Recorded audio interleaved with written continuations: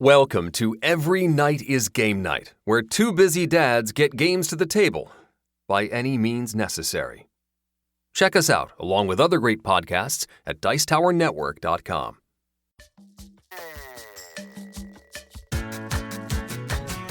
Every Night is Game Night, episode 175. Best in Class and Top 10. Minis and Board Games with Sam Healey.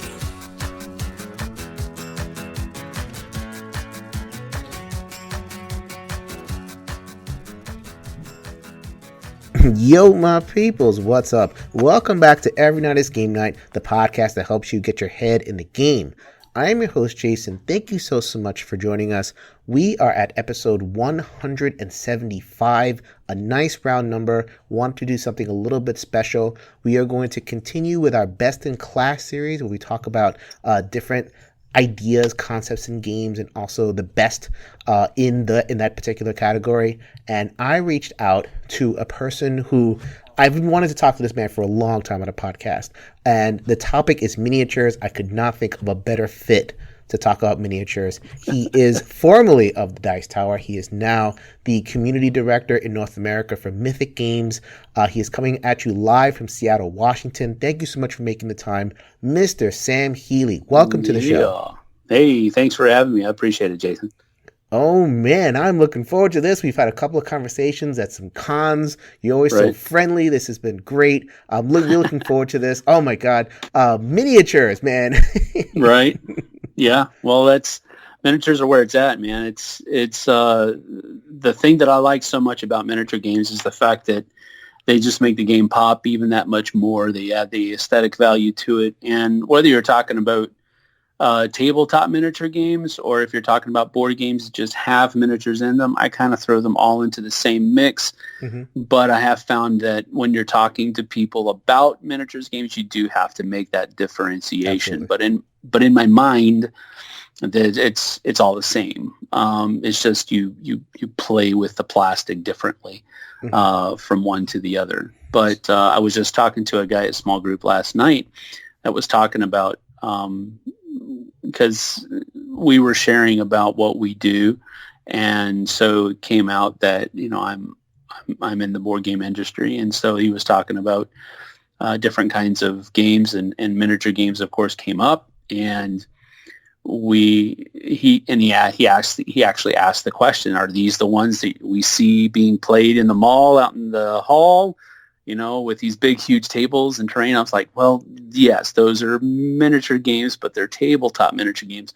Mm-hmm. I like more of the board game style games that have miniatures in them. And so I had to make that differentiation to help him understand what I was talking about. We're definitely going to lean a little bit more on the miniatures in board gaming in this conversation. Sure. Yeah, absolutely. I don't do a lot of tabletop gaming. I'll be honest with you. I value my time. So you get into a lot of time, a lot of money with the giant miniatures games. I remember when I was a kid at the Complete Strategist in New York City, going downstairs, and there would be like tables and tables of BattleTech laid out. Yeah, and good Lord. Such a high. Yeah. I think there was a Blood Bowl table going on at some point. Yeah, which I think that would count as a board game, right? More than a tabletop game, or kind of straddles the line. Well, I think that's probably. I mean, we talk about hybrids all the time between Euros and Ameritrash, but I think Blood Bowl is more of a hybrid between a board game and a tabletop miniature game, because you have the what do you call it, the differentiation, the where one person can really put a lot of building into their team, or you can just use the guys, just the team that just comes pre-printed in the rule book. Mm-hmm. But you can also go down that road of having specific characters on your team. At least with the old Blood Bowl, you could. I'm not so sure. I think they transferred everything over to the new Blood Bowl that they came out with, I think, last year or maybe 2 years ago. But then they've also done the Blitz Bowl, which is like a more streamlined version of Blood Bowl, which is my favorite way to play the game. So But yeah, I think Blood Bowl is more of a hybrid between tabletop and board game, but it probably is with Blitzbowl, it definitely leaned all the way into the board game that has miniatures realm. I have a friend that is playing Blood Bowl right now and Blitzbowl. He has been dying to get me into the game. So when I am able to cover a little bit of Blood Bowl, I will definitely have that on an episode. But that is not today. Today we are talking about miniatures and board games in general. We'll be doing it in the way that I've been doing these episodes, Best in Class. We'll be discussing the concept itself. And then Sam has a top 10 list. When I mentioned that, where's your top 10 list? He's like, I don't know. Sam is looking for it. And then all of a sudden he finds it and he just gets a big smile on his face going, yeah, these are good games. Yeah. But first, we are going to indulge you as a representative of Mythic Games. That is your new job. And you have some things to present. Usually in the spot, we would go to Liz in the Liz We Trust segment where she presents a Kickstarter. It is a little bit late for her. She's napping in bed. She'll be waking up at 5 o'clock in the morning. So no Liz this week. We are going to throw it to Sam. He's going to share with you what is going on at Mythic Games, including a Kickstarter that is soon to launch. Well, I want to give a shout out to Liz first. I was looking forward to talking with her too. She's a great person and a great gamer as well. So we'll definitely awesome. Miss her. Yeah. Well, with Mythic, I'm the U.S. community director, as you already mentioned, and basically what that means is I'm doing a lot of odds and ends type stuff, but I'm basically part of the marketing team. Where we're going to be making introductory videos for all of our products. We're going to be making instructional videos for all of our products. We're going to be doing live plays. We're going to be doing maybe live streams if I can get better coverage in my area here in Washington. But I'm actually not in Seattle. I'm in Wenatchee, which is on the other side of the mountains from Seattle.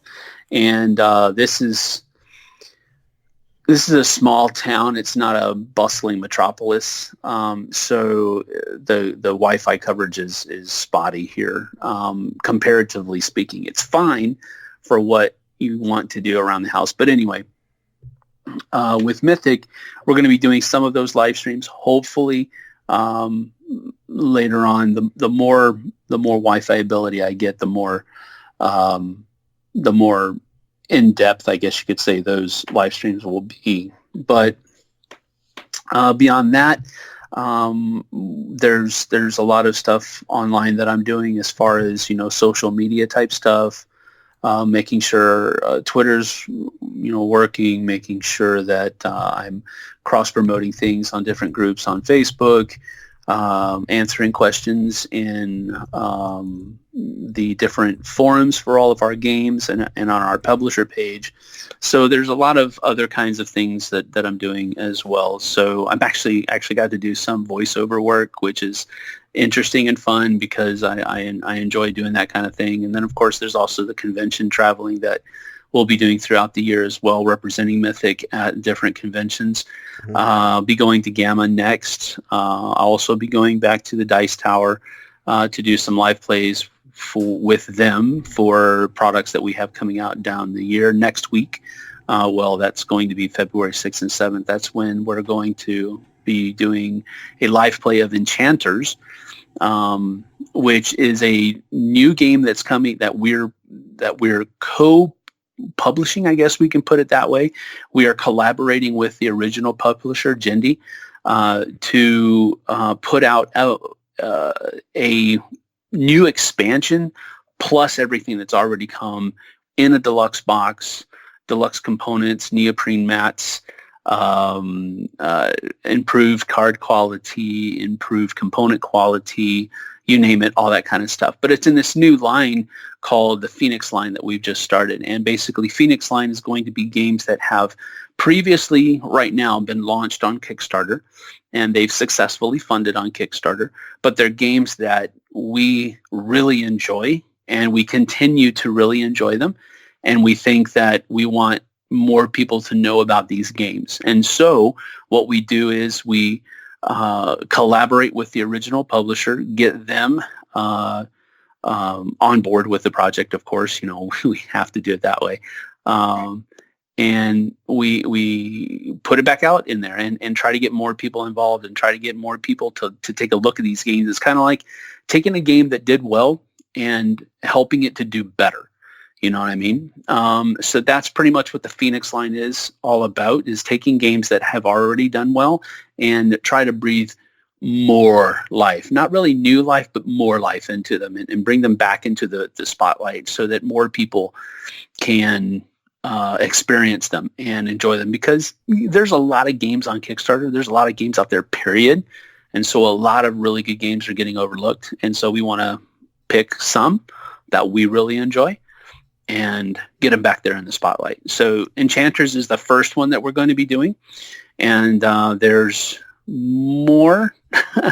I'm not familiar with Enchanters. Could you just break it down in very basic terms? Okay, how sure. How game works? Well, basically Enchanters, the theme of the game is that you are an enchanter. You are a hero that uses magic, and you are tasked with defending a village from an attack of an onslaught of different kinds of monsters. And the way that what monsters are chosen are you basically are going to choose different kingdom decks that you're going to shuffle together to make the adventure deck. And then each turn you can either journey or you can rest. And journeying is where you're going to be going out on this adventure track, and you're going to be purchasing items and enchantments, and you're going to use those items and enchantments to make an artifact in front of you on your tableau that's going to give you attackability and defensibility, and you're going to be defending the village against these other monsters that are also going to be in the journey track, and you're having to defeat them, and so forth and so on. It's a competitive game. It's not cooperative. So the person at the end of the game that has the most points is considered the hero enchanter of the village and the winner. And it's really light. It's really fast. It takes maybe 10 minutes to explain everything in the game, and then you just go at it. So that's one of the things that we're kind of focusing on with the Phoenix line, are games that are not only easy to teach, not only fun to play, not only nice to look at, but they're also easy to teach, which means that more often than not, they're going to be coming off your shelf more often because you already know how to play it after a couple of plays. Actually, with Enchanters, 2 turns into the game, you're like, okay, I got this. This is simple. That's how easy the mechanisms are. But it's addictive because there's just little things here and there. Our preview, our Kickstarter page preview is up right now and running on Kickstarter, so everybody can go take a look at that. Our Kickstarter for this is going to start on February 4th, I believe, and then we're going to do the live playthrough on Feb 6th as well. All right. February 7th, cool. Next Friday. So be looking for that. Yeah, that's really cool. So we are talking about Enchanters, which will be live. We're releasing this episode on the 31st, so it'll be only a couple of days before you can go check that out. That is quite the opposite of the type of things we're talking about, which is minis games, which tend to be big and complicated. And and also Mythic Games is famous for Time of Legends and these kind of bigger, involved rule sets. So it's nice that you guys are branching out into some simpler fare. Sure. Yeah. Well, I mean, we have 3 games that are kind of in the pipeline, in different stages of the pipeline right now. I mean, there's Time of Legends, Joan of Arc, which is actually, for the most part, we're still catching some stragglers here and there for the 1.0, and then we also did the 1.5 here recently as well for the Teutonic Knights expansion, and then an upgrade to the rule set that a couple of doohickeys that we had to kind of tie up loose ends on, but. That's going to be delivered soon. I think Pledge Manager is going to be closing in just a few days for 1.5. So there's that. And then we also have Reichbusters that's out there. It's actually on the boats right now, and they're going to be landing in their ports of call here soon. And I believe everybody should have their set by March. And then we also have Solomon Kane that's in the pipeline. It's been designed already It's been designed for a while. So those three games. We also have Super Fantasy Brawl, and I'm fuzzy on where that falls in the pipeline. But Reichbusters is the next thing that we're going to be delivering. Then we're going to have, I believe, Super Fantasy Brawl is going to be landing after that, and then Solomon Kane will be after that. Super Fantasy Brawl is a great miniatures game, but it's definitely a board game, and it's gonna do some combat with one of my favorite games of Warhammer Underworld, Shadespire. So, but it holds its own, man. I like them both, but Super Fantasy Brawl is really cool too. It's got I wish I could talk more about it. I really do, but I don't know exactly what I can and can't say. So I don't have a Mythic representative, standing behind me, tapping me on the shoulder or anything. They're all asleep. Yeah, well, pretty much, yeah, they are at this point. They're over there in England and France. Sam is the only representative in North America. No, I'm not the only. I'm not the only. I just we have our one of our customer service guys, Marco. He lives down in Texas, and I haven't met him yet. I'm going to meet him at Gamma. So, but he does a great job as well. But he's in Texas. So, all right. So let us get into the main topic of the episode, which is miniatures. Yeah. And so we'll begin with a discussion, and I wanted to get your thoughts specifically because I really kind of have one basic question, and then we can kind of jump off of that. Sure. So the really basic question is, what's the point of miniatures in board games? So you hear, we joked about it before the call. I mean, I think a lot of people, some people just like it for the rule of cool factor, but I think there's enough of a gamer kind of thinking that what I could just have standees, or I could just have whatever. It's only there for bling. Sure, so, if you want to be bored.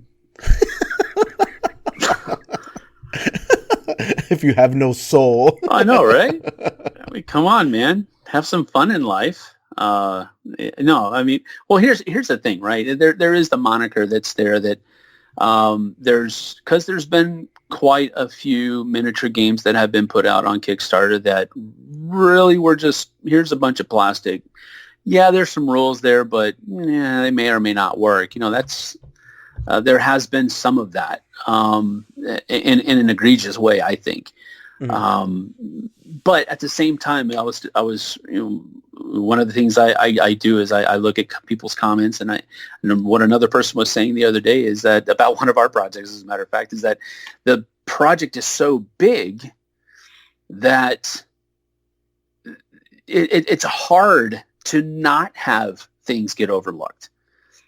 Something, in smaller games, I'm jumping around here, but Z and I used to talk, we used to joke about this.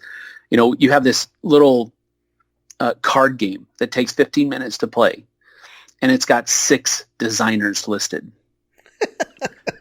Come on.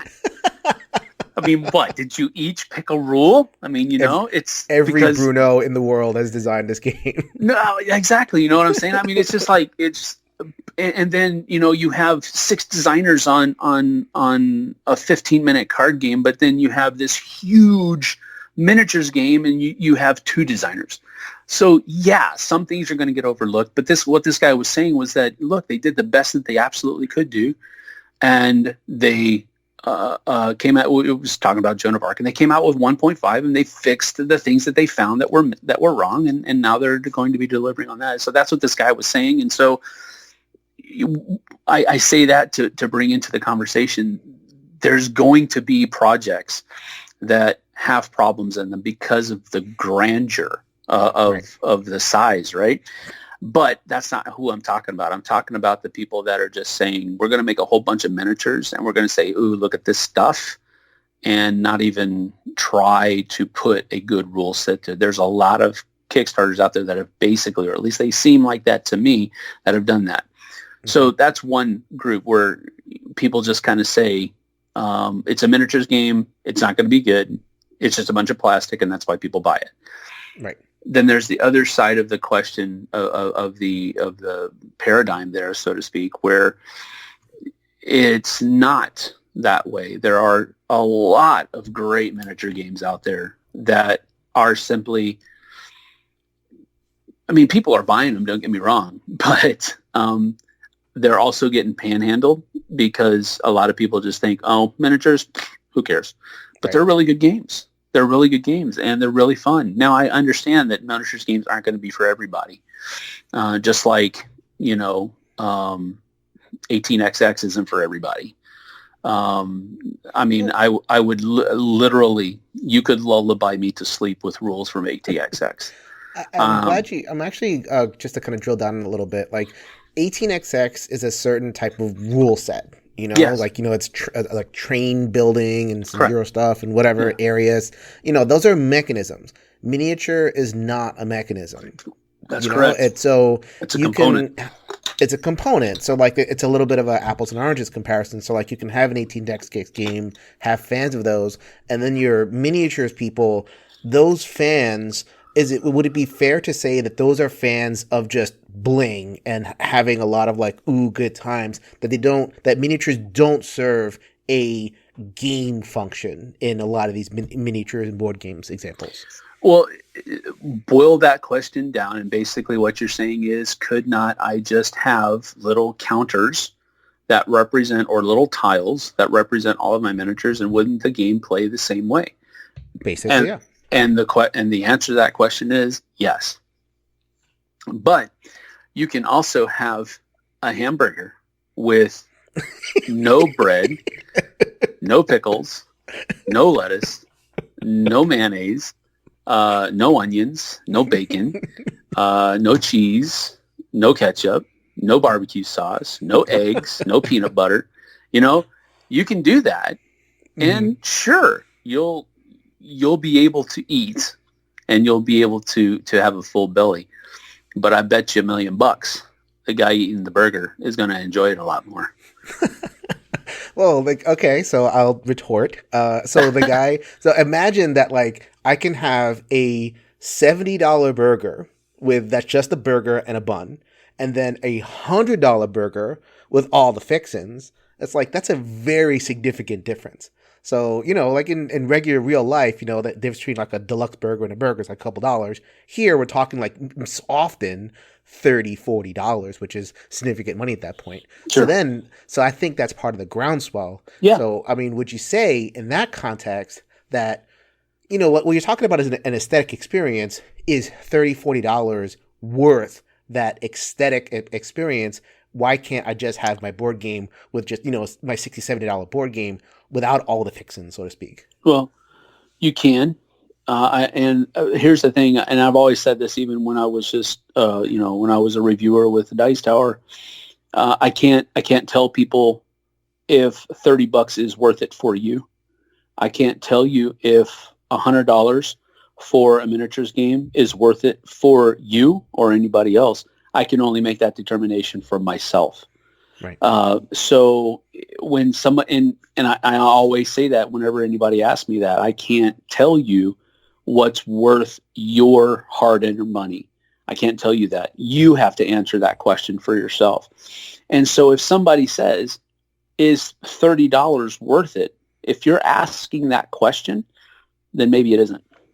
It may be the extra isn't, but for you, but for the next person who loves not just playing the game, but taking the time it takes to paint the miniatures and give them all of these little nuances that nobody else's game is going to have in them.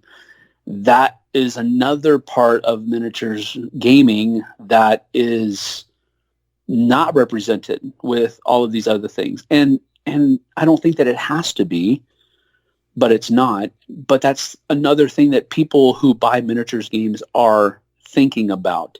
They're not just thinking about playing the game. Definitely they are, but that's not all. They're also thinking about, man, I'm going to be able to sit down in my, quiet zone and relax painting these miniatures, or I'm going to have a grand old time with my kids painting these, zombies for Zombicide or whatever.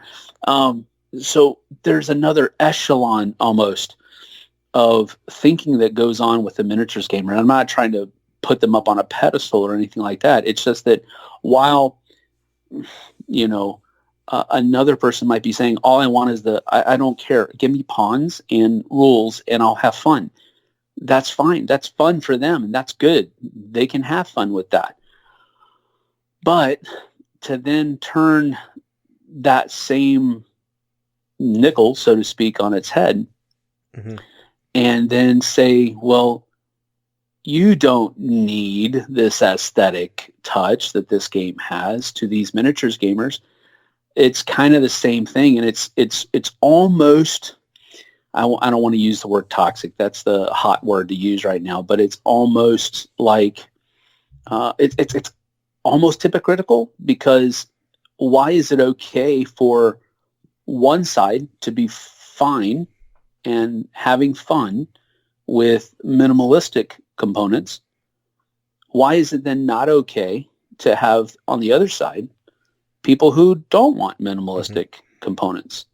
Why is one okay and one not okay? You know, I'm enjoying this devil's advocate, so I'll push it a little bit further. So this is what I imagine the response to that would be. So if it was the case where everybody can kind of be in their little camps, you know, I'm going to hear my strategy, I'm going to do printed plays, I'm going to do minis, and everybody's in their camps, that's fine. Sure. But that's kind of not how Kickstarter works in particular, maybe gaming in general. You know, the biggest projects are the minis projects. They're the ones that they're the $1 million projects. You know, you release a bunch of like a straight up card game, you might not do so well. Even like a huge big card game with like, you know, tons of cards, like a 7th continent type thing, it'll do, you know, well. But like if you really want to make the money, if you really want to, like, you know, kind of, so like write down in your bottom line, okay, my funding is X amount, then you're gonna put miniatures in it. So in a sense, like there's a lot of pressure in the system to push games. Just to kind of finish off the thought. Sure. There's a lot of pressure in the system to kind of push games towards the minis thing. Even if the game doesn't need or merit minis, they'll put it in there because they want the bigger stretch goal. They want to appeal to more people. So it's like games that could have lived on just as, you know, just with regular components get pushed along this way. The price point gets pushed up. Maybe a little bit of dev time gets, you know, shorted because they're focusing on minis, that kind of thing. I think there's some flawed thinking there, in my opinion. First of all, you should, in a couple of different ways. The first way is this, something you said, I'm going to add minis to this game. I think that's a flawed concept. I think either you go into it making a miniatures game or you go into it making something else. Because a miniatures game is usually going to be a little bit too big for someone who just wants to make a board game for them to do it well. You have to understand the grandeur and the extra work that goes into making a miniatures game. It's not just component. It's not just mechanisms and rule books and making sure all of that works well in the size of the board and all that. No, you also have to come up with artists have to draw they have to conceptualize the models. They have to 3D model them. They have to sculpt them. They have to there's just so many different, and I don't know all of the spots, and I'm still learning half of this stuff, but there's so much more to putting miniatures into a game to make a game and then say, you know what, I want to make more money. Let's just add miniatures into it. That's not a good thought process to have. If you've come to that point, you know that's not good. You just added another year, probably. If you're just going to add miniatures to your game, you've just added another year of work to your project. And that's an arbitrary number. It could be 6 months. I don't know. But you've added more work just because you want to make a little bit more money, which means that you probably aren't going to make as much money as you wanted to. But anyway, that's the first kind of flawed thinking that I was talking about. Games are not going to be for everybody. If you think that you want to play this miniature game, but you don't want it to be a miniature game, I just want my own little, maybe just make it with meeples or whatever. Well, there's nothing wrong with that, and there's some companies that do that as well. they offer a quote-unquote deluxe version that has plastic miniatures, and then a normal retail version that offers just, wooden meeples or whatever it is, cardboard standees or whatever it might be. There's nothing wrong with doing that, but I think it's unfair and a little bit selfish for consumers to expect companies to do that. Okay, fair. Because and the reason I think that's unfair and a little bit selfish is because I think it plays on this idea of one's fear of missing out. I want that game, but I don't want to pay that much. Well, then don't buy this other game and use that money to purchase this other one. Or here's the kicker: don't buy it. If you can't afford it, don't buy it. Just because it's up on Kickstarter and just because people are throwing cash at it doesn't mean you have to throw your cash at it. You have every right to keep that money squarely within the folds of your wallet or your purse or whatever it might be. There's nothing wrong with that. So you don't buy the argument that like the success of miniatures games, you put a minis game up there, it has halfway decent rules and it'll make $1 million. You don't feel like that's putting undue pressure on like the rest of the hobby to make games that are kind of minis friendly. Well, see, here's the thing. If you were trying to compete with that, I guess maybe then it would put some undue pressure on it, because you're putting out a game and half the time everybody else puts it out, but it's because you're slacking on the mechanical rulebook side of it. You're not putting in the due process there, and you're not making a good game. You're just producing miniatures and throwing a board in the box with a rule set that isn't complete. And I mean, grievously incomplete. And you're selling it in half the time. Yeah, sure, that might put undue pressure on it, but that's only if you're competing with them. I don't think that, and you're always going to have those. And again, let me say this, I don't have any particular company in mind, when I'm talking about all of this either. I just know that it happens. So, being a reviewer, there's a lot of great games that come by our desk, and there's a lot of stinkers that come by our desk as well. So of all shapes and sizes. Yes, that is very much the case. So look, I'm not honing in or focusing in on one company or another. Please make sure that's clear. But sure. Yeah, so I actually wanted to go back to the burger. Okay. You skipped dinner, didn't you? It's 11 o'clock. Yeah, it's too late. I should be in bed right now. It's too late for dinner. You got to look forward to breakfast now. I mean, just the idea of like, so I was hearing you talk. I was hearing you describe it. So you said like, okay, a burger with whatever, and then the deluxe burger with the this and the that and all the fixing and everything. And I definitely got the sense that you were kind of more into that burger, so to speak. Sure. And I think like, would it be fair to say that the best thing that minis can do in board games, I know we've talked about kind of the worst things, but I think the best things that minis can do in board games is add to that sense of immersion. Like it just grabs you more. Sure. So when you do have a good minis game, and the whole point of having minis in board game is to kind of like light up your imagination in a way that that mechanics just can't really do. Sure. Yeah, that's part of it. But here's the thing. If you're relying on just your miniatures to do that, I think you're making a misstep.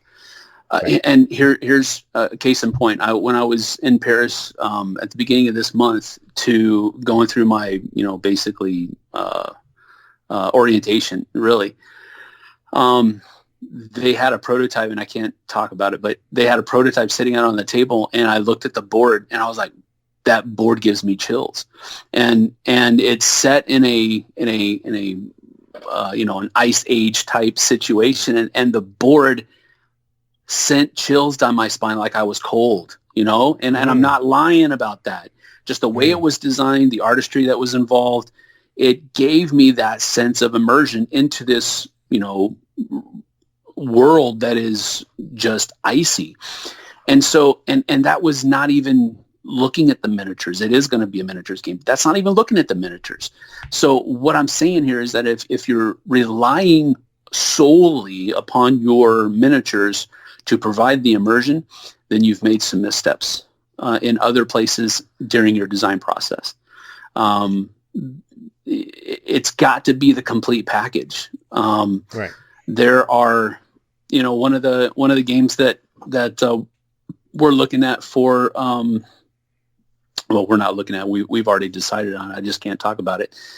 For I love talking to publisher types. It's like, well, we got this thing and we got this thing. Yeah. Well, you are not the first one that has done that to me. all in due time, because we're excited about it. But one of the first things I said to Leo and Benoit was, can we fix the board with this game? Because it's got great components. It looks great. It's got great artistry, but the board is just, so boring. And that's in stark contrast to the prototype I was telling you about just a few minutes ago, where the board immersed me before I even looked at the miniatures and before I even looked at the different player boards and the different artists' concepts of the different factions and all that kind of stuff. Before I even did that, the board itself sunk me into that world. So if you're relying on the miniatures to do that for you, you're going to have a lopsided game, in my opinion. You definitely need both. Like, you need the steak and the sizzle, so to speak. Absolutely. You've got to, using the burger analogy again. Gotta have a tasty burger. you gotta have the tasty burger as well. It's if it's just going to be, I was watching. I can't remember his name. He's starts with a G. He's a comedian. Can't remember. He was talking about McDonald's, and he was like, we don't even know where the meat came from, and you got to have the complete package, right? So that's just the way it is. All right. So so both Sam and I are definitely minis fans. I had a little bit of fun of devil's advocate. Thank you for being a good sport there, Sam. Yeah. But I am definitely on the side of I like when a mini is well integrated, and I'm not against that thing. There are many games, and they're not just like kind of tactical back and forth movement games. Like Euros. Like right. I'm sure you're going to mention Blood Rage in what you're going to do. So like that game doesn't really need the minis, but yes, it needs the mini. Yeah, so right. Exactly. I mean, of course it does. For the complete package, yes, it does. For the immersion and for the just that kind of livening up the world of the game. Yeah. And I think that's like, especially when you paint them, when they're gray, I think we're both in the same boat. It's like, and kind of, it's weird. You have to kind of squint at it in order to get the thing. But like when they're painted, yes. Yes. Well, I've always said games that look better are more fun to play. So, when you have paint on the models, it's more fun because it just helps with that, sinking you a little bit deeper into that immersion factor. So, yeah. Absolutely. So Sam has come prepared with top 10 miniatures in board games. So these aren't necessarily the best games. And then, Sam's not going to give you lemons. These are all great games. But we are also going to consider the quality of the mini and how good it looks and how much it kind of lends to the whole motif and the immersion of the game itself. So we're just going to kind of talk about miniatures in that little bit of a broader sense. Is that kind of what we're angling for? Definitely. Absolutely. So we are going to get to, should I attempt how the Dice Tower does their number 10? Hey, go for it, man. Go for it. Steal Eric's job. All right. So I will do the best that I can. I do not have the dulcet tones, but I'm going to set up Mr. Sam Healey. He is talking about top 10 miniatures in board games, getting to his number 10.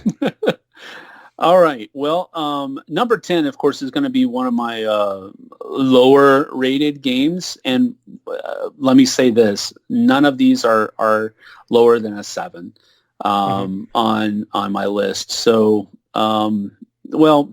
there's one. I'm sorry. There's 1-6. I apologize. But it's my 10.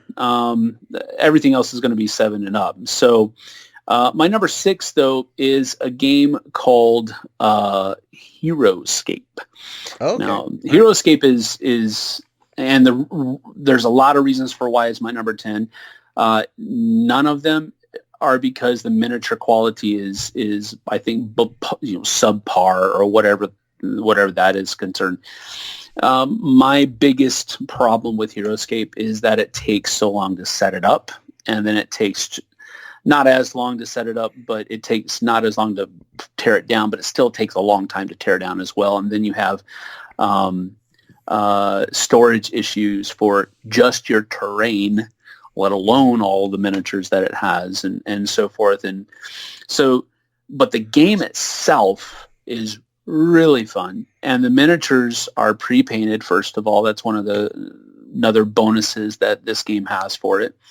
So HeroScape is a little bit of an older school game. We have a lot of listeners who are just breaking into games, so maybe break down just a bit of what HeroScape's all about. Yeah, well, HeroScape is going to be basically you're going to have your team of characters that you've picked based upon a number of points. Your army will have a let's just say 500 point total. That's the max that you can have in your army, and so you can pick any model that you want. And each model will have its own number of points that it adds to that 500. 500 is a lot of points for HeroScape. It's probably closer to like 200 or something like that for a regular game. But then you're going to take that army and you're going to move across, each of your models or groups has their own special abilities for movement and attacking, and you're going to be rolling dice trying to score hits to take out your other people. And there's different ways that you can play. You can play King of the Hill. You can play Elimination. There's a lot of different modes that you can play HeroScape with. But another thing that's kind of going against HeroScape now is that it's hard to get a hold of. You almost have to find it in a rundown toy shop somewhere or, on a secondhand store where you can get a deal.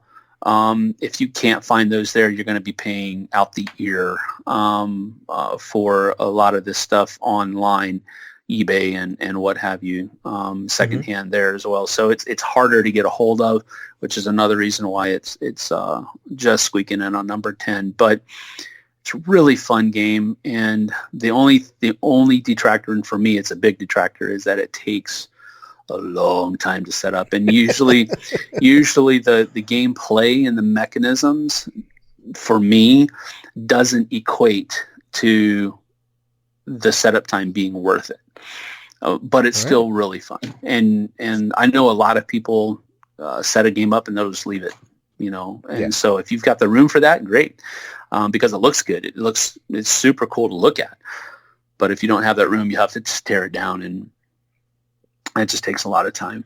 That's my number 10, though, HeroScape. All right, let us get to number 9. All right. So I said that was my only 6. Everything else from here on out is going to be 7 and above. So number 9 here is going to be a smaller, and this doesn't have a whole lot of miniatures in it because you just don't need it. 3 miniatures in it, a big mech, and then 2 supporters. And this one's called GKR Heavy Hitters. GKR Heavy Hitters. You're reaching into this is put out by Cryptozoic and Weta Workshop. Matt Hyra is the designer, and so basically, you've seen Running Man, the old Schwarzenegger movie. Oh, sure, of course. And it's going to be a mechanized version of Running Man, kind of, except kind of, and I mean that in like the lightest way possible, because it's a loose connection, it's a loose analogy. But you have all these mechs that are going at it in this huge cityscape, and the board looks really cool because it is made up of all of these little high-rises, skyscrapers. And what you're trying to do on these different, there's a couple of different ways that you can win. You can win by eliminating the opponent, or you can win by tagging these different skyscrapers with your logo, which is basically you just putting one of your colored tokens up on top of the thing. And so you get points, but there's a lot of card play in it, and there's a lot of cool mechanisms involved in the timing of when all of these different attacks can happen. Each of the different factions have different kinds of weapons that they'll employ. Their support vehicles are going to be doing different things as well. So it's just a really fun experience. Setup and teardown doesn't take very long at all. So it's almost like the antithesis of HeroScape, but it gives you that same feel that same crunch with a little bit of clever card play in there as well. So that's my number 8 GKR heavy hitters. I believe that was number 9. Oh yeah, number 9. Sorry. That's okay. We are getting to number 8 right now. Now we're going to hit number 8. All right, my number 8 is a newcomer. Just came out in 2019, and it's a really fun game. And I did not like the concept of the game because it uses those little Funko Pop minis or things that have been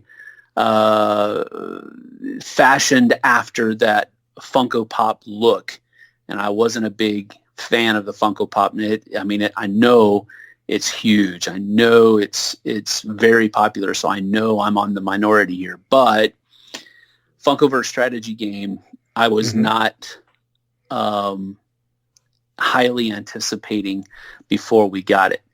But then we got it to the table, and we played once, and I took Blanche from the Golden Girls and wrecked one of the guys from Harry Potter, the bad dude. What is his name?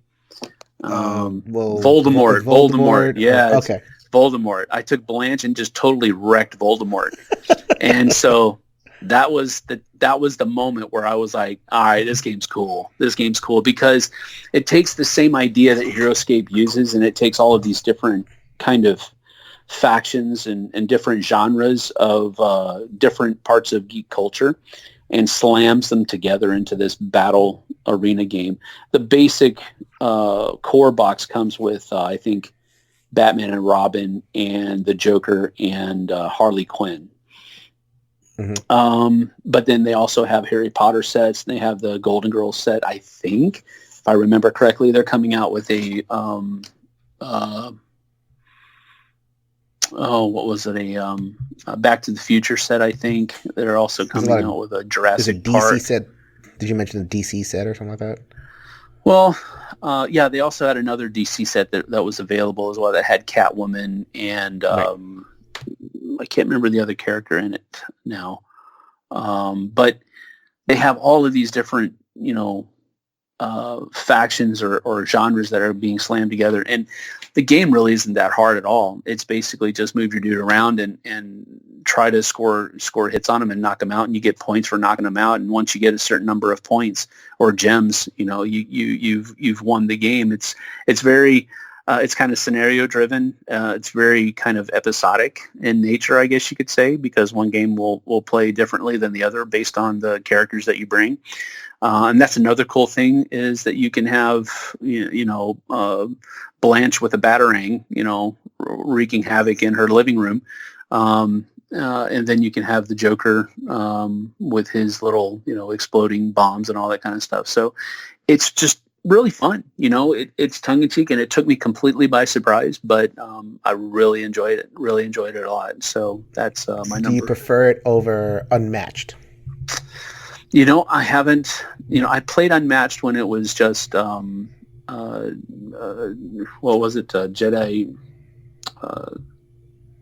I forget it. Yeah, the Star Wars, Star Wars Epic Battles or something. Epic Duels? Epic Duels. There you go. Yeah. I played it back when it was that. I have not been able to get Unmatched to the table, but Unmatched has the caveat that it uses one of my favorite line of sight mechanisms from Tannhäuser. So I haven't played Unmatched yet, so I don't know how it holds up against Funkoverse. Okay. But I think there are a couple of. I think they're different enough to where I don't think that you should really compare them. But I don't know. Okay. All right. So that was your number 8. Yeah. Those Funko Pop miniatures, which are, they pop off the board. They have the big heads. It was like bobbleheads, but yep, that's exactly it. Definitely a little bit of a different direction than the heavy hitters with the mechs and everything. Sure. But that's minis, man. There's a lot of room for play there. So exactly. Let's get to number 7. All right. Well, number 7 for me is another kind of a I don't know. Well, I don't own the game, so I think I own. I don't know. I don't know if I own all of these, but I can't remember what I have in boxes. I have games in boxes still. I'm sorry. But Mythic Battles Pantheon. This is a little bit of an older game. This is from 2017. And this was actually a collaboration between Mythic and Monolith. And man, I remember I was at Gen Con and I went to the press event that they had at a restaurant that was away from the convention hall. And it was the first time I ever did that. And I was just sitting around. I was like, man, this is cool. I just sat down in the middle of the table and I was listening to their presentation and listening to all the stuff they were talking about the game and how they designed it and how they did all the minis and all that kind of stuff. And so they're like, well, you want to see a round of the game? I was like, everybody was like, yeah, sure.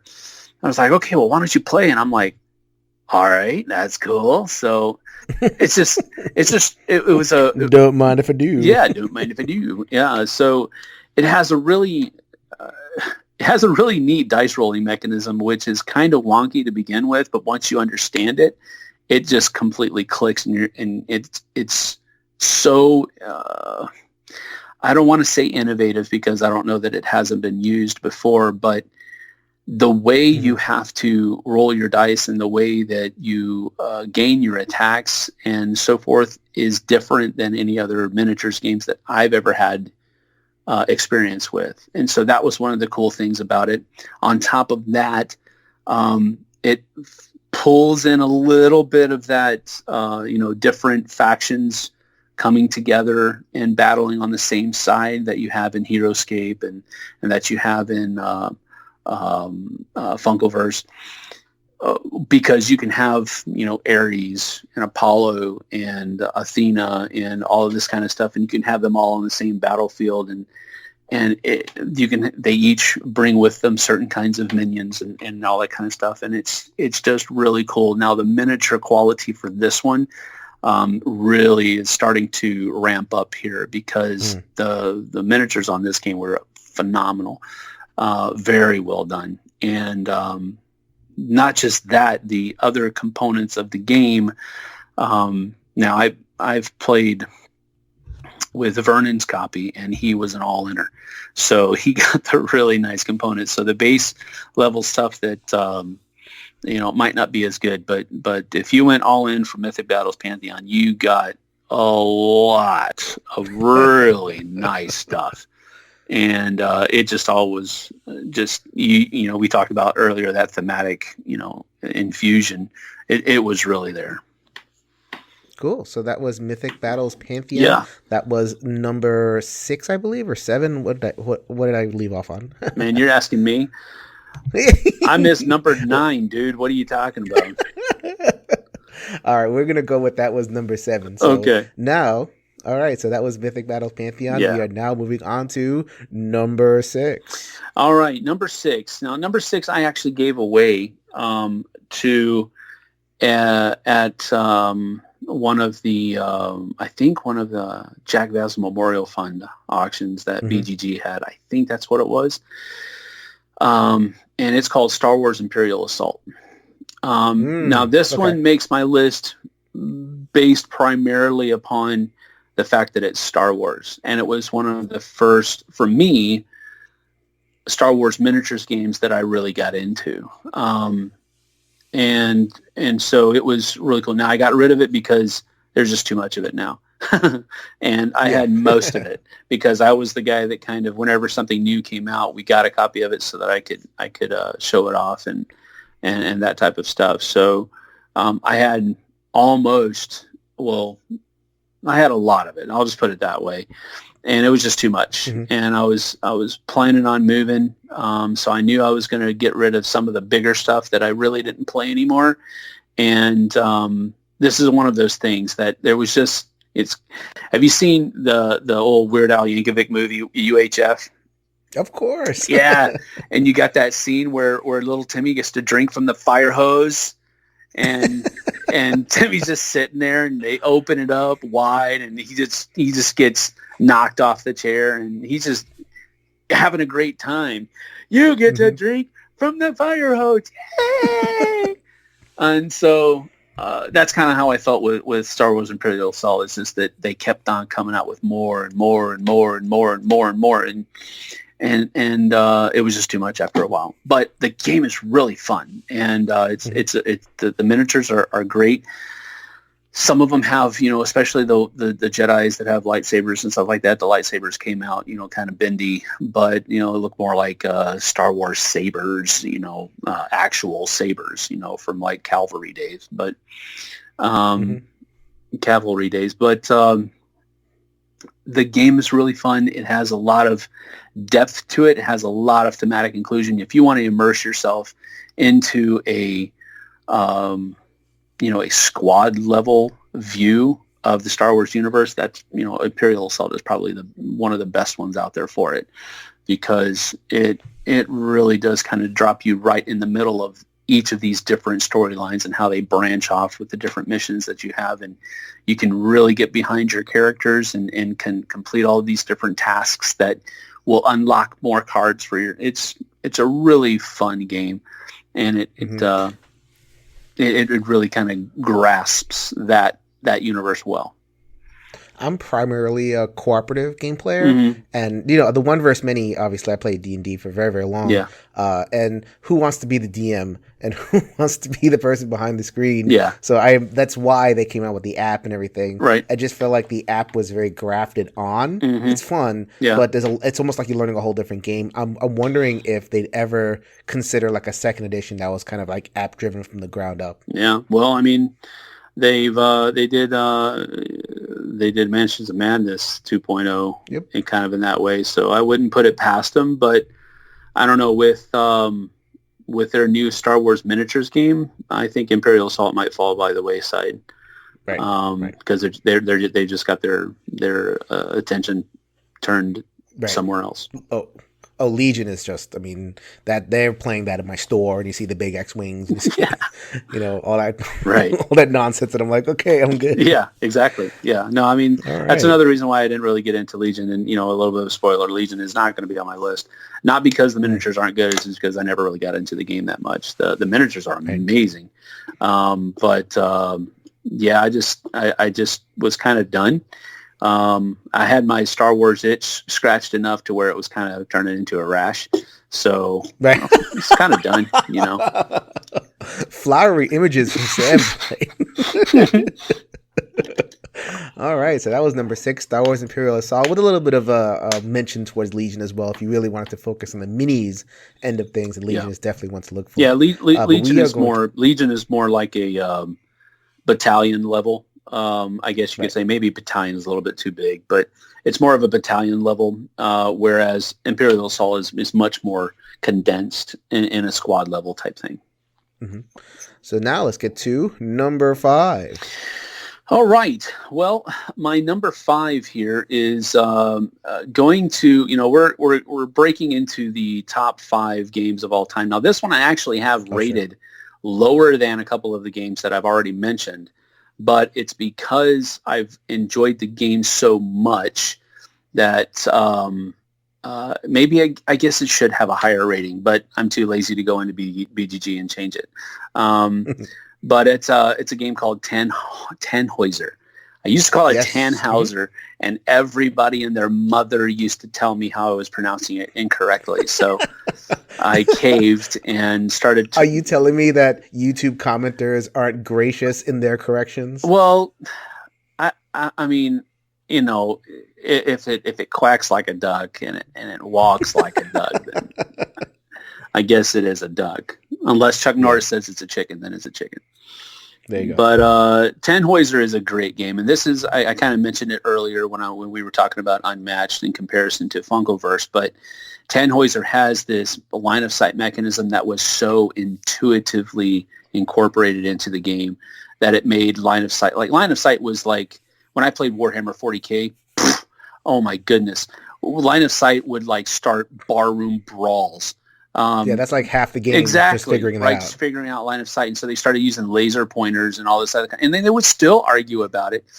And so when Tannhäuser first came out, or when I was first introduced to it, it was after it had already been out for a few years.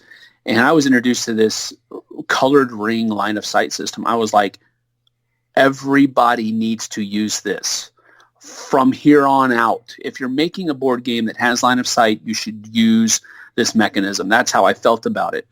And so when Justin was talking about doing Unmatched, and that was one of the first things he told me, we're using Tannhäuser's line of sight system. And I was like, great, finally, but I mean, Tannhäuser, it's basically, I don't know, at its core, it's basically a first-person shooter played out, where you are taking on your entire force. So I guess it's a little bit more like Modern Warfare, I think it was the video game it was called, where you controlled an entire squad, and you could tell this person to go over here and you could tell that person to go over there.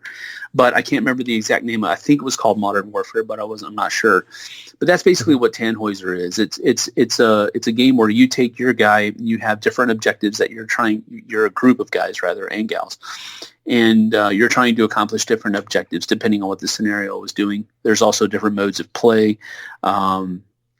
You could choose your different loadouts for each of your different characters, and they all had different combinations of their special equipment that you could use, which would change. Like you could have your medic be more of a support, not a sniper, but more like support of a supporting fire type of character, or you could have him heavy medic where he can go in and heal people and that type of stuff.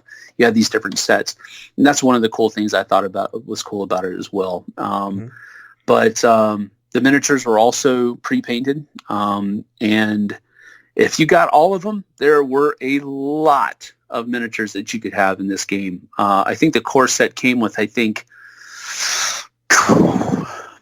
want to say less than 20, probably around the 15 to 17 number of miniatures that came in the box. But you also got a whole lot of tokens, a lot of custom dice, and all this other kind of stuff too. It was just a really fun game. I really enjoyed it. Actually, I noticed that I wasn't playing it because my boys moved. They got busy doing their own little thing, and they were the ones that usually I played the game with. And since they moved away, I actually sold it. But every time I talk about it, I kind of regret it. But I know it went to a guy bought it from me at Omar. He bought it from me at the Dice Tower retreat last year, and I know it went to a good home, and I know he's going to play it, so I'm good with it. But it's a great game. Cool. So that was number 4, Tannhäuser. Did I get that right? Tannhäuser, I think it's correct. Yeah. Somebody's going to tell us. Close enough. It's wrong. Close enough. All right. We are getting to the cream of the crop, close to the top. Number 4. Number 4. All right. Well, number 4 for me is going to be Zombicide Black Plague. And the reason I went with Zombicide Black Plague instead of Green Horde or Invader or anything like that. Invader is the most recent iteration of it. Black Plague is actually in the middle because you also had regular Zombicide, which also got a revamping last year as well. But when I originally played Zombicide, it had a couple of quirks. It had some friendly fire mechanisms that I thought were stupid. So I didn't really like it very much. They came out with Black Plague. They fixed the stuff that I had problems with. Not all, but most. And on top of that, Black Plague has this medieval kind of vibe going on because it happens, during the Black Plague. The Black Plague turns people into zombies and so forth and so on. Mm-hmm. So I kind of naturally gravitated towards Black Plague. When they came out with Green Horde, the orc zombies were a little bit more difficult, so it made the game a little bit less fun for me because I want a challenge, but I don't want to feel like it's hopeless. And when you had, a couple orc abominations and a whole mess of the orc zombies running around, you're like, yeah, we're just going to run around until we die. And that's just not fun anymore. So but they had a lot of they've had a lot of things in Green Horde. They had a catapult added into Green Horde, which was fun. If you got to fire that thing, you could kill a whole mess of orc zombies with that sucker. But getting back to Black Plague was just kind of a sweet spot for me. Invader, I have yet to lose a game of Invader, and that might just be good luck because we just haven't had a whole lot of trouble with having really bad spawn points or anything like that. So there's been a mess of zombies on the board. Not zombies. I'm sorry, Xenos. There have been a mess of Xenos on the board at times, but it just seems a little bit too easy. They came out with this with Invader. They came out with this focus of fire, and it makes it a little bit easier to kill stuff. But it's fun. Don't get me wrong. But I just like Black Plague the best. So that's my number. 4? Yeah, that's what it was. Yeah, that was number 4. In terms of miniature quality, like I've heard people talk about, getting into painting miniatures, and a lot of people recommend the zombie side, thing. It's never going to be anyone's like pride of collection game. So like you can kind of cut your teeth. Sure. Painting the zombie side miniatures. Would you agree with that? Yeah, because there's so many zombies in there. They don't have to look pristine. They're supposed to look, grungy and nasty, and their clothes are supposed to be tattered and worn and filthy. And so if you mess up, who cares? Because it throw some wash on it and you're good. There you go. So yeah, I would definitely agree with that. Any game that has like skeletons or zombies and it has a lot of them in there, those would be really good cut your teeth as far as painting on. All right. So now we are into the top 3. Yeah. Number 3, Mr. Sam Healey. All right. My number 3 is going to be Warhammer. That's what I get for trying to read 2 words at the same time. Warhammer Underworlds, and I'm going to go with the original set, Shadespire. But any of the Warhammer Underworlds games will be good. I think the Dreadfane is one of the more newer ones, and it has it was a Barnes & Noble release only, and it was almost like a specifically targeted at the masses, so to speak, where it doesn't have a whole lot of deck construction built into the mechanisms. It doesn't have any of that. It's just a very straightforward, here's your deck of cards, here's your deck of cards, here's your miniatures, here are your miniatures, now get at it. It had one mechanism that they added into it. It's called the I can't remember what they call it. It was a deck of cards. It was called the I don't think they called it this, but it was like the danger deck or something like that. And you basically flip over one card and it affects the battleground in such a way where some people might be taking some wounds that they weren't planning on taking, or something to that effect. Or they might be moved to a different part of the board, a lot of different things that could happen in this little deck. But it's basically you turn over one per round. There's like 12 or 15 cards in the deck, and that was a really neat mechanism to add into it and kind of switches things around a little bit. But any one of the core boxes, you can pick it up and you're pretty much going to get the same experience. And we're talking about Games Workshop miniatures, so this is like the cream of the crop as far as miniatures are concerned, and I can say that because it's true. We make great miniatures at Mythic, but there's just something about a Games Workshop miniature. They've been doing it forever. Yeah. Well, I mean, they definitely have the trial and error down. Yeah. So, it's and a lot of these Shadespire, a lot of these Warhammer Underworlds sets are coming out with push fit miniatures, so you actually don't need to glue them together. I still do, just because I'm kind of like that. I don't want my models to fall apart. Not that they don't, but I don't want them to have the possibility. So I'm going to cement them together. So but there's only upwards to, I think at most there's one of the sets that has a skeleton army, and the skeleton army has 7, and the other guys have. So we're talking, average of 10 models in the box. So you're not going to spend a whole lot of time putting them together, and not nearly as much time as another game painting them. So it's kind of a good first step into the miniature painting world, but I really, really like it. It's very fun. All right, so that was Warhammer Shadespire, a lot of different words connected to. Warhammer Underworlds Shadespire. Yeah. It's a lot of words, yes. But Warhammer's in there somewhere. Yeah. The board game version. I mean, you can get Warhammer, the big, giant, minis games, but they do make kind of shrunken down board game accessible versions, and that's definitely one of them. Right. I remember playing the old Warhammer board game, and talk about line of sight and right. clunkiness in that very, very old game. Exactly. Okay. So number 2, we have now arrived to number 2. Well, number 2, I think I'm not going to get in trouble with my boss because it's not my number 1. But Time of Legends: Joan of Arc is my number 2 miniatures game right now. No, come on, would that be your number 2 if you weren't working for Mythic? Come on now. No, I'm pretty sure it's my top 5 game of all time, I think. Currently. Interesting. Okay. So, and that was well before I even had the possibility of working at Mythic. I've been talking about this game for like 3 years now. So, yeah, anybody that wants to poke that bear, just don't waste your time. There you go. But Time of Legends: Joan of Arc. The first time I played it, I played this scenario. It's the werewolf scenario where the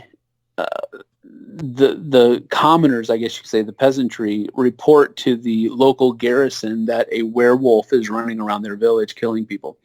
And so one side is taking the role of this force of troops that have sent for them from the garrison to investigate what's going on here. And the other side is playing the dude, the werewolf, and the other forces there. So you not only have to go in there, and you're not just going in guns blazing, you have to actually do some talking to people and asking them what's going on, and they'll give you information based upon these dialogue cards that come out, and these are used in all of the different scenarios that are there. This is just one. But this was my introduction to the game, and so one of the things that the guy telling me about the game told me was that this is actually based on actual reports that were received by actual garrisons and that were actually investigated in history. So that was the cool thing that kind of drew me in. I'm a history buff, not really a fanatic or a fan or anything like that, but anything historically related kind of gets my attention automatically. And then it also had the fantastical side that was thrown in there with the werewolves and dragons and demons and all that other kind of stuff. So it really kind of had a 2-pronged fishhook for me, and I really enjoyed it from the very beginning. The action allotment system that they have as well is very fun. So there's just I could spend a lot of time talking about Joan of Arc, but it's a great game. Now this one, it's a bear for setup time, absolutely. But unlike HeroScape, I think the reward that you get from taking that extra time to set up is equitable, because the gameplay, the mechanisms are so well designed that it has that flow that you're wanting from a game, and it has the immersion factor that's there. So I don't mind the setup time as much with Joan of Arc as I do with HeroScape, which is why it's pretty much on the opposite ends of the spectrum.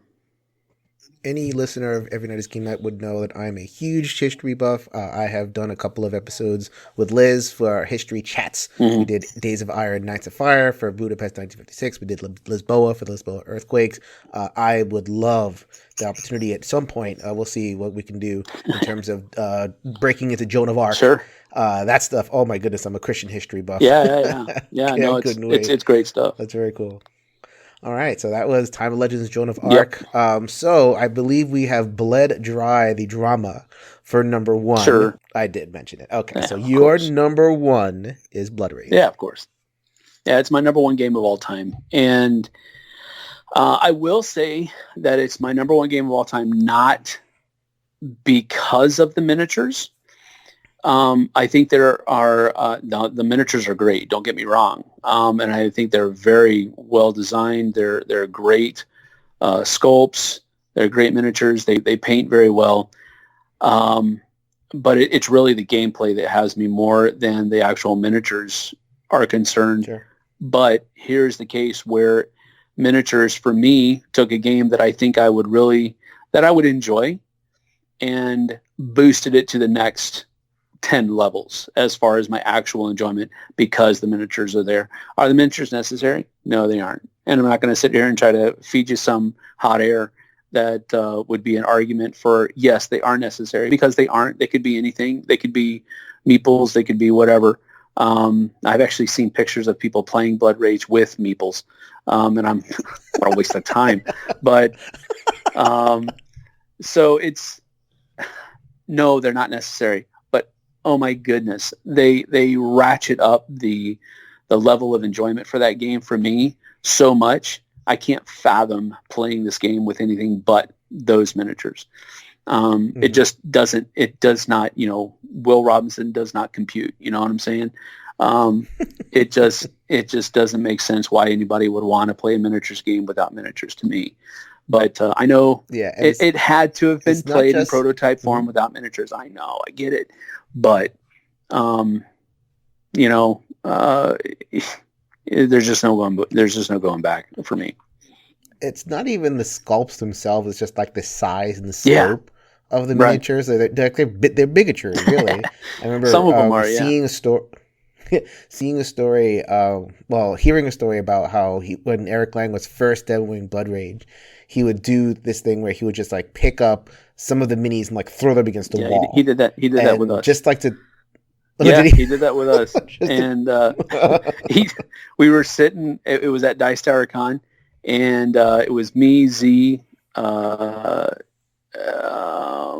Jason, and Eric, and he was teaching us the game. It was the first time I ever played it, and he was like, "Hey, look what you can do to the miniatures!" And he just chucks it against the wall. We're like sitting right next to the wall. Hey, look, did it break? We're like, no.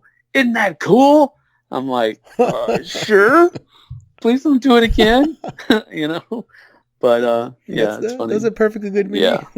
I mean, it just illustrates like the heft. Sure. Of the mini, and I love that your list kind of goes through the gamut of different types of miniatures. Like you have mechs and you have tanks. You can go that way, or you can go with the kind of realistic. Joan of Arc. Those sculpts are very kind of intricate.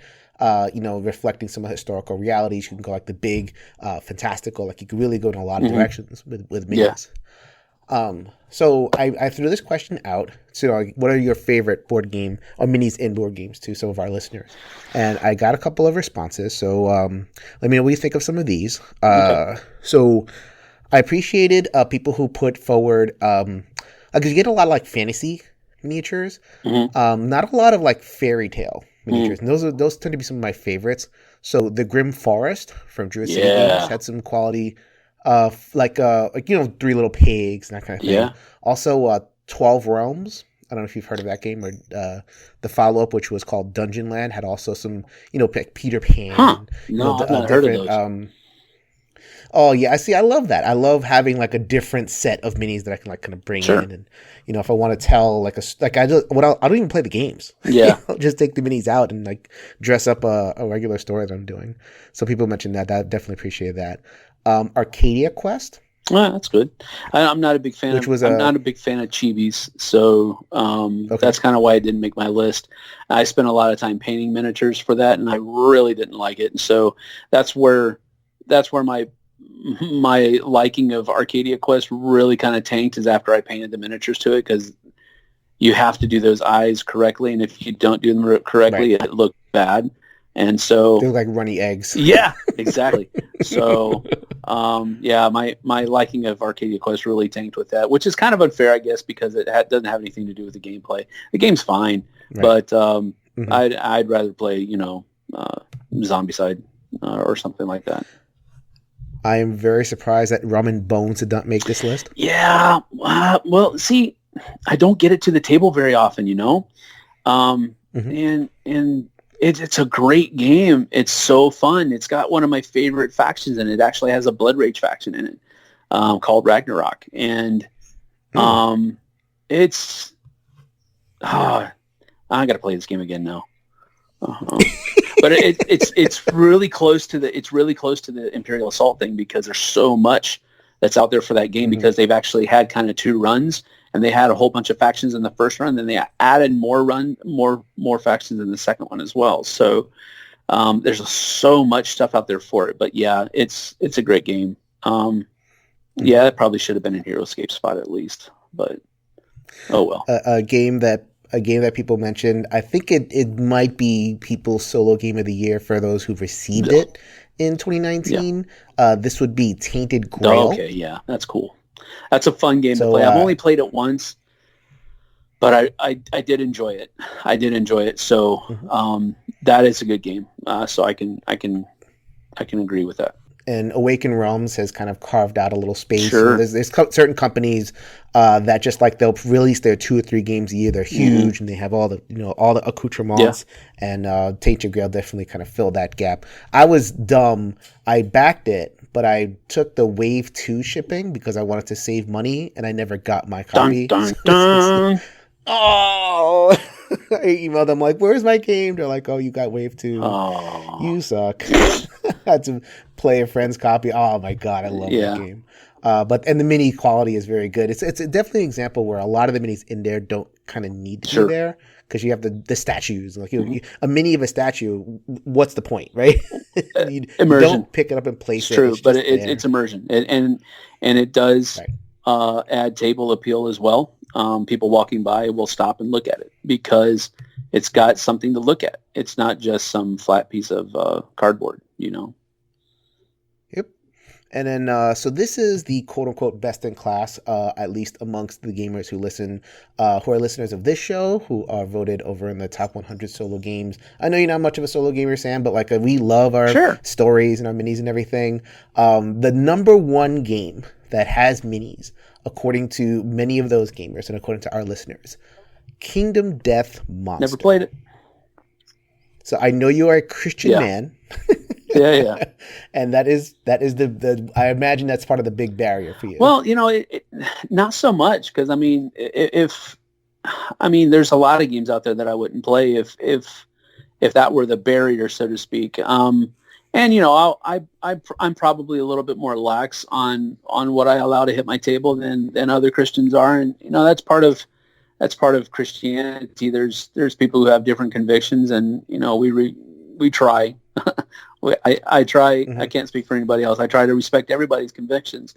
So and I don't try to push anybody to break their own convictions. So that's fine. But I just haven't, you know. We didn't get a copy for a review at the Dice Tower, and the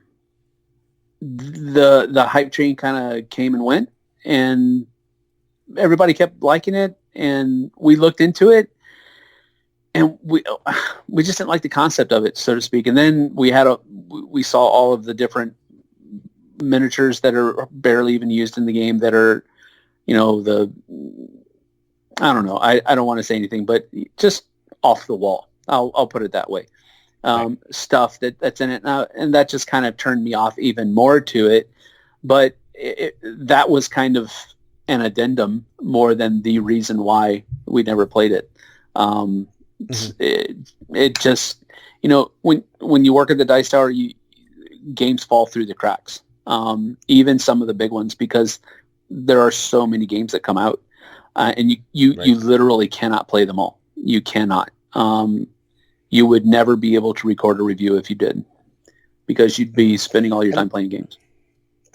And this is such a niche product, you know. The world was, you know, I think the whole system started as, you know, this art piece and these miniatures and the graphics, and there wasn't even a game when they kickstarted the thing. And I think that's part. In a weird way, like I know you mentioned before, we were talking about, like, you know, don't let the miniatures sell your game. In a weird way, this is the exception that proves the rule, where the minis really sold the game, and it just so happened that the game behind it is good and it has this town building aspect of it that people had to enjoy. I personally enjoy the town building more than the actual adventuring in that game. But the fact that so much craft, so many years, and so much just artistic genius went into the crafting of the world and the minis that emerged from it is kind of why Kingdom Death Monster is the best in class. And it wasn't even close. No, well, yeah. That's fine. You know? I mean, we're talking, it just like blew the competition away. Well, it's one of those things where, it's one of those games that just, I never got to play. And, and it's also one of the games where, sometimes you have games where you don't get to play it and you really kind of feel bad about it. I didn't. And I know that's probably going to strike some bad chords with your listeners, but I'm okay. I'm okay with not having played it, but if they like it, kudos. It's great for them. Go for it, man. Yep. No, I will sit down and play a game anytime.